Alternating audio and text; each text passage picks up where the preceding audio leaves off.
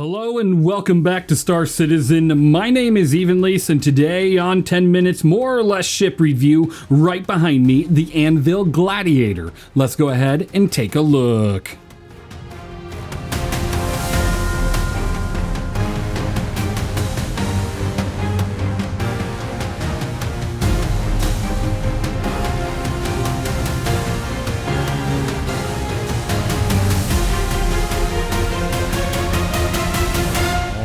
Welcome back to another review, and thank you WinRAR, Cypher1, Archangel, Zero Grav for assisting me with today's review on the ANVIL Gladiator. This ship, $165 if you were to buy it on the pledge store, or if you buy it in game, it is $4,365,900 aUEC.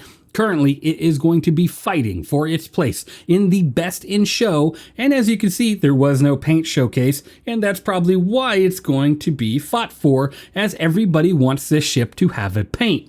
Not only that, the ship has no components or gold standard pass, so maybe if it wins a top 4 position, they might look at it a little further than just a paint job. But you know what? Probably not, so get ready for that. Hopefully we do see it get its first paint though, which would be quite awesome. Now, this ship does have a claim time of 7 minutes and 35 seconds, or if you were to expedite it, is 2 minutes and 31 seconds. The pilot does have 1,636 burst damage per second due to the 2 size 4 CF447 Rhinos. Now, the pilot also has 4 size 3 Arrestor 3 missiles and 8 size 2 Ignite 2 missiles, as well as 4 size 5 Stalker 5 torpedoes, which is fantastic. The damage output overall with all that combined is a little bit under 100,000 if you actually land every one of those missiles and torpedoes. It's a pretty good amount of damage, but it's definitely not something that's like a size 9 or size 10 torpedo, but it's still enough to wipe out a Hornet, 2 Hornets, maybe even 3 Hornets if you make direct hits with those torpedoes and your other missiles, which is always a bonus, right? Now, this ship is considered a torpedo bomber, so it's not a heavy fighter by any means. If you're buying this ship to go and brawl with other fighters, you're going to have a pretty bad time if you're doing that in PvP, where you're facing other players. Now, if you're facing the AI and you're just looking at PvE combat, you can definitely have a great time with this ship, because it's quite a bit of fun having 2 size 4s and a pretty thick shell of a body on you, allowing you to take some hits before having to retreat. Now, you also have a manned turret with 2 size 3 CF337 Panthers, which allows you to bring a friend along and output even more damage. It adds another 1,000 damage per second onto this ship, which is pretty nice. Now, I will say, there is other ships out there with the 2-seat configuration, as seen on screen with this graph here. The Hurricane, these are my top picks right now. So, the Hurricane, the Scorpius, and of course the Gladiator. I'm going to be honest with you, with everything you see on screen, I would probably pick either the Scorpius or the Hurricane out of the options that we have. Now, is that to say that this is a bad ship? No, it's a great support ship, but it's not a ship that you'd want to go out there and one-on-one people. Now, is that to say you couldn't? Well, no, it's all dependent on who you're fighting and how good of a pilot you are as well, but I will say most of the time, depending on who you're fighting, you're probably going to lose if you're fighting like another heavy fighter like an F8, or if you're fighting a Hornet that can kind of get around you, or even worse, if you're fighting a light fighter like the new L-21 Wolf. You wouldn't want to be in that situation with this ship, especially if you don't get the jump on your target. Now, you do have 1 size 2 shield generator giving you 4,740 bubble shield from the stock getup, right? So if you were to put a Rampart on there, you'd have about 6,500 shield, which again, it's not that much shield. You're going to lose that pretty fast, especially since it is a bubble shield. And then once you lose your shield, you're down to 34,800 ship HP. But I will say, the last time I took a look at this ship, it had only 25,370 ship HP, and even then this ship was a kind of a hard ship to kill, but now even more so, it got that buff, and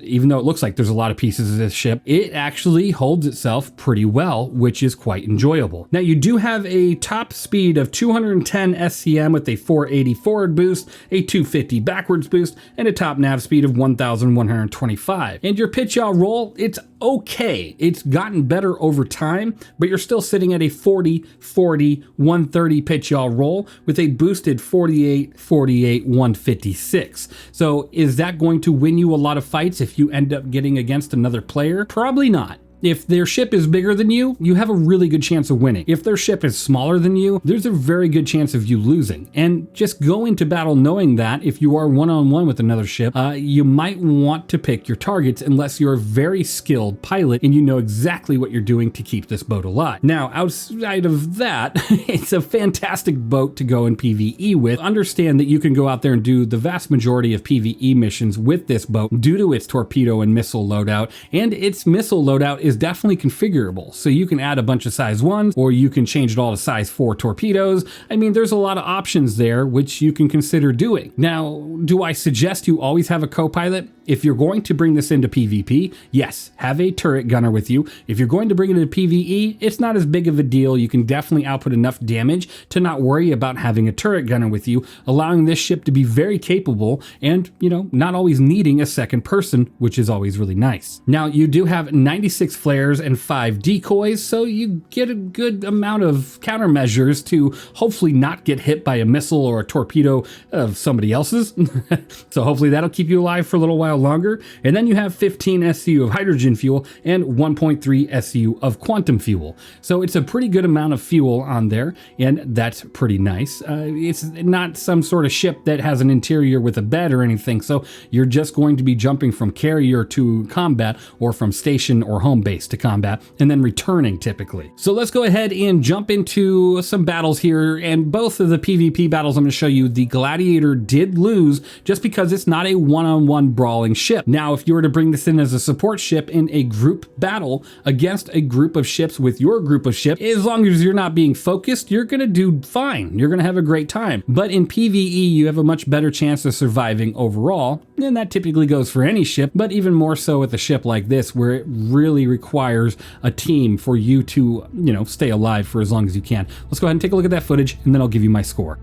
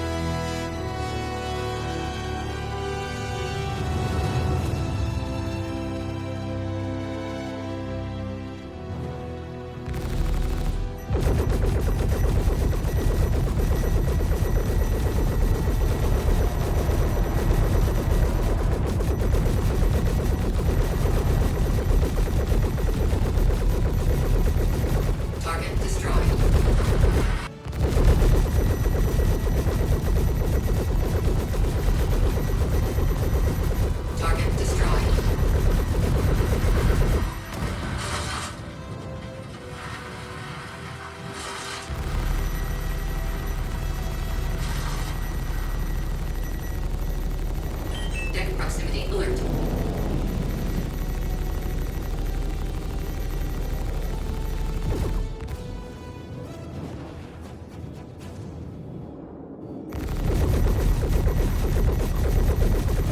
Target destroyed.